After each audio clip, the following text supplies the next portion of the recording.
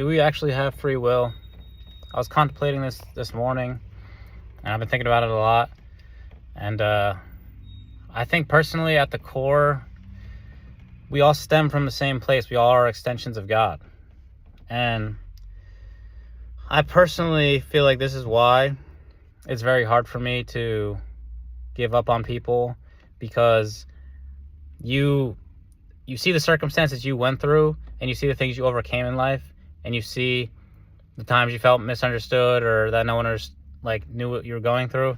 And then when you see a person in a circumstance, I feel like you see yourself in them. Because if at the core we are all the same, then the only thing that is different between us all is just the perspective we were given. And at the simplest form, you could even just see this as like, think about, if you're born a man, you like women for the most part. And if you're born a woman, you like men for the most part. And obviously, I'm not going to get into the details, but like on average. And like, that's just the simplest form, but I think there's metaphors and everything. So if you were born a girl, you would like men. If you're born a guy, you like women. Now think about that in the grand scheme of things. If I was born a fucking gang member kid in Chicago whose dad was a heroin addict who got recruited into a gang, would I not also just be shooting up fucking places?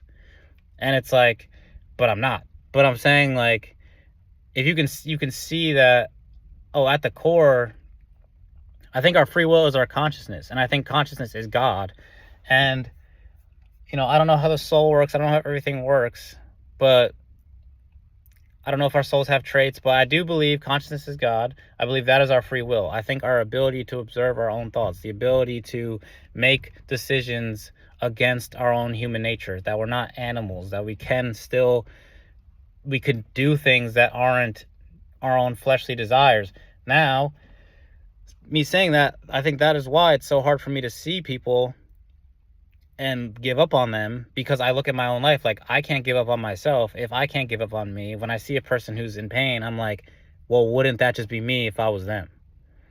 And that's what inclines me to want to help. That's what gives me the desire to be like, let me try and at least give some guidance. And this isn't to say that boundaries aren't important, because you can be over empathetic and let people into your life that are destructive, but you can still have boundaries and want to see someone do better, or want to see someone get help.